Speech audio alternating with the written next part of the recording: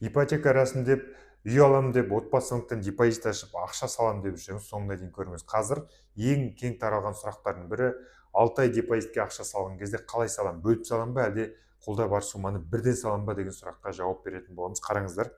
Мысалы, Нұрбол мен Айдос 20 миллион теңгенің үйін алады. Екеуі де Нұрбол қолда бар ақшаның барлығын 10 миллион теңгені депозитке салып қойды. Сол кезде ай сайын 16.700 теңге вознаграждение ай сайын қосылып, тұрақты түрде қосылып отыратын болады.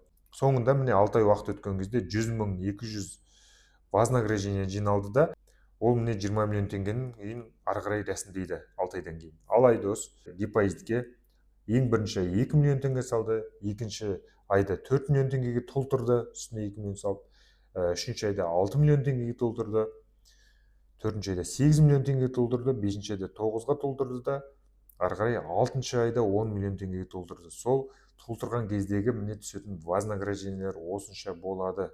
2 миллионға 3300, 4 миллионға міне ары қарай осылай кете береді. 6 айда 65.130 вознаграждениеге толды. Оған 20 миллионның үйін алу үшін 100.000 вознаграждение керек болады. Оны ары қарай 2 айдан астам уақыт тағы да күту керек болады. Сол үшін де депозит ашып 6 ай салып дайындаламын десеңіз, мүмкіндігінше қолда бар ақшаның барлығын салып қойға тырысыңыз. Сонда вознаграждениеңіз тез көтеріліп, тезірек ипотекаға үй рәсімдеуге мүмкіндік болады. Осындай пайдалы ақпараттармен, есептермен парақшамда бөлісетін боламын. Тіркелуді ұмытпаңыз. Таныс туыстарға да видеоны таратып қойыңыз.